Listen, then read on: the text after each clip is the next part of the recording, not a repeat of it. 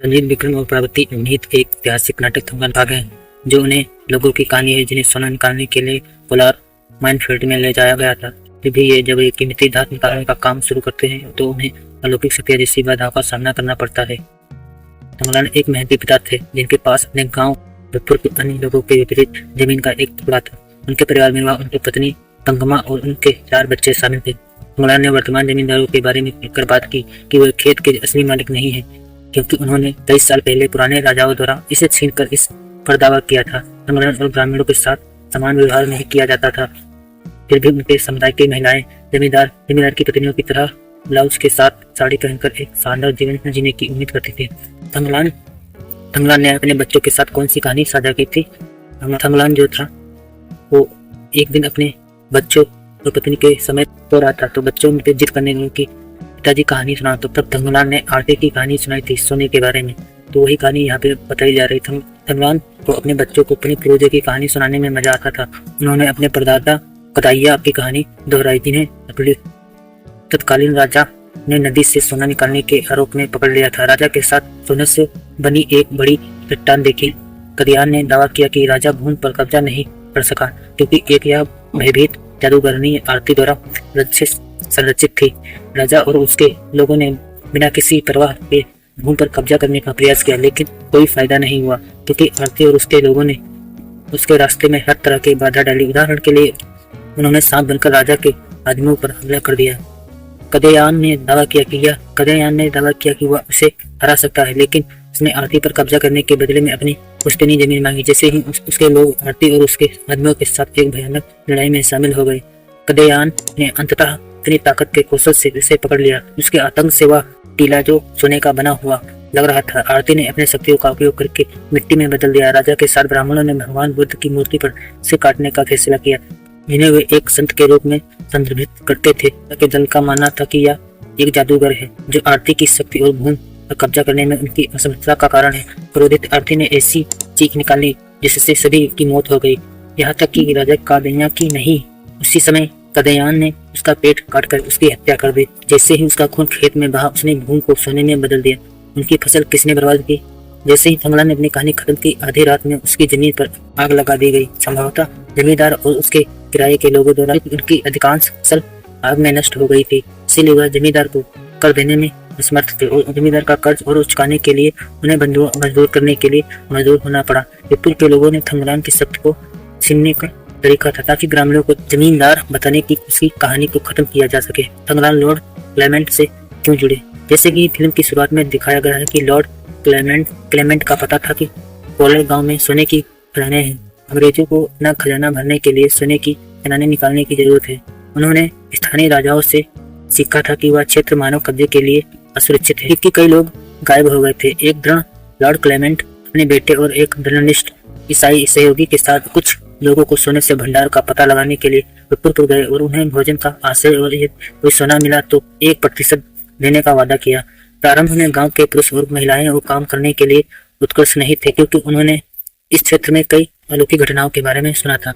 यह क्षेत्र भूतों से घिरा हुआ है। छलांग लगाने और सोने की तलाश में क्लेमेंट की यात्रा में शामिल होने का फैसला किया। उन्हें आशा था कि वे काम करने में सक्षम होंगे और उनके साथ सम्मानपूर्वक व्यवहार किया जाएगा। जंगल पार करने के बाद क्या हुआ? लगभग 8 लोग जंगल पार करके सोने के भंडार की ओर बढ़ने की यात्रा पर निकले। थंगलान की मति भ्रम होने लगा, क्योंकि उसे अपने चारों ओर हर जगह आरती की दृश्य दिखाई देने लगे, जिससे उनकी अंतिम गंतव्य तक पहुंचने के रास्ते में रुकावट आ गई। थंगलान लगभग डूब ही गया था, लेकिन समय रहते ही उसे बचा लिया गया। एक बड़े रवान में पहुंचने पर समूह को एक जल निकाय मिला, जिससे वह अशोक के संत की पूर्ति से थंगलान की कहानी का सिर मिला जो उसने सुनी थी। उसके पिता ने उसका सिर पानी से बाहर निकालने में मदद की और उसने प्रक्रिया में उसे फिर से आरती का सामना करते हुए दिखाई दिया। उससे थंगलान को फिर से बचाया जाना था। समूह से सोने की तलाश में उसे जमीन पर खुदाई करता रहा, लेकिन कुछ नहीं मिला। थंगलान समुदाय के लोग बेचैन हो गए थे, क्योंकि उन्हें लगा कि उस जगह के बारे में कुछ भयानक और अजीब और धर्मनिष्ठ ईसाई अंग्रेज उनके चारों ओर बुराई की उपस्थिति के बारे में बात करने लगे। उन्हें थंगलान की आपसपूर्ण होने के दोषी ठहराना शुरू कर दिया और उसे राक्षस कहा। कई बाधाओं का सामना करने के बाद क्लेमेंट को लगभग मार डाला था। समूह में अंततः एलिफेंट हिल्स को पार कर गया, जो थंगलान की कहानी वर्णित विशाल चट्टान संरचना है, जिससे संकेत मिलता है कि उनकी कहानी में वास्तविक घटनाओं का वर्णन किया गया है, जो कई साल पहले वास्तविक समय में घटित हुई होंगी। अशोक की मूर्ति के शरीर को ढूंढने का भी जुनून था, जो उससे मिली प्रतिमा को जोड़ने के लिए थंगलान और आरती का इतिहास किया था। जब थंगलान क्लेमेंट उसके लोगों को खिलाफ लड़ रहा था, नगर समुदाय ने फिर से हमला किया और इसके बाद गरज, बिजली और बारिश हुई। आरती से आमने सामने आने के बाद थंगलान को एक फ्लैशबैक, जहां उसे सदियों से अपने जीवन का उद्देश्य याद आया। जैसे ही दृश्य अतीत की ओर मुड़ा, आरती और आरान ने एक दूसरे से शादी कर ली और यह समझाया गया कि एरन थंगलान का पुरुष था, जिसे सोने रखने वाली की भूमि की सीमाओं की रक्षा करने की शक्ति दी गई थी। आरती को ही सोने का भंडार की सुरक्षा का काम सौंपा गया था। कहानी के अनुसार एरन सीमाओं की रक्षा नहीं कर सका और प्रतिद्वंदी राजाओं से हार गया। अपने बाद के जन्मों में उनका जन्म पीड़ित समुदायों में हुआ था, जिन्हें राजाओं और उच्च जाति के अन्य लोगों द्वारा निर्धारित आदेशों के अनुसार एक निश्चित तरीके से जीने के लिए मजबूर किया गया था, जिसमें उनकी कहानी में थंगलान के परदादा कदयान भी शामिल थे। जमीन केवल कोलार के लोगों की थी। लोगों को यह याद दिलाना था कि थंगलान और आरती के समुदाय को सदियों से शोषण और उत्पीड़न किया गया था, क्योंकि सोना उनकी जमीन पर पाया गया था। ऊंची जात के लोग इसे पाने के लिए अपनी खोज में किसी भी शक्ति का उपयोग करेंगे और अपने से नीचे की जात के लोगों को बिना किसी मुआवजे के इस पर काम करने के लिए मजबूर करते रहेंगे। यह करते हुए वो सदियों और पीढ़ियों से उनके समुदाय के प्रत्येक व्यक्ति को इससे बड़ा कुछ नहीं मिला था। त्रिकोणीय चक्र से बाहर निकलने के लिए नागर समुदाय ने सोने के भंडार को छोड़ने से इनकार कर दिया था, जिससे उनका और उनके लोगों का उत्थान हो सके।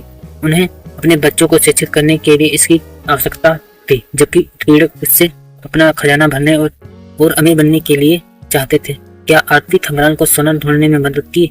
जैसे ही थंगलान जागा, उसने अपनी निष्ठा बदल ली, और क्योंकि अतीत के दृश्य में उसे एक परिप्रेक्ष्य दिख दिया गया, खलनायक कौन था और नायक कौन था। आरती केवल अपने लोगों की रक्षा कर रही थी और वह थंगलान को आक्रमणकारियों को दूर करने के लिए, सीमाओं की रक्षा करने, अपने कर्तव्यों को याद दिलाने के लिए एक दृष्टि के रूप में प्रकट हो रही थी। जैसे ही क्लेमेंट और थंगलान के बीच लड़ाई शुरू हुई, पुरानी कहानी के अनुसार अंग्रेजों ने आरती का पेट काट दिया और इस उम्मीद में कि उसका खून जमीन को सोने में बदल देगा, तथा सोने की हर आखिरी बूंद।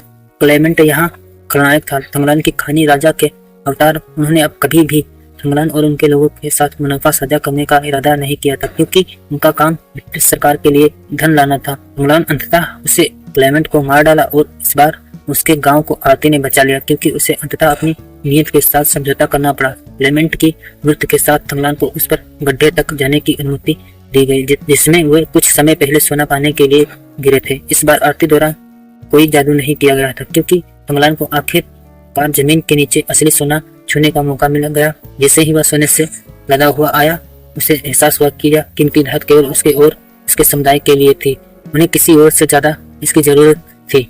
आरती थंगलान को अपनी शक्ति के बारे में एक संतुष्ट थी। तो दोस्तों, मूवी का यहीं पे अंत हो जाता है। अगर आपको ये वीडियो पसंद आया है तो वीडियो को शेयर जरूर कर देना और वीडियो को लाइक करके चैनल को सब्सक्राइब कर लेना। और भी ऐसे ही मूवी के एक्सप्लेन चाहते हो तो हमें कमेंट करके जरूर बताना, और किस पे आप एक्सप्लेन चाहते हो मैं उस पर बना दूंगा, आप कमेंट करके हमें बताना।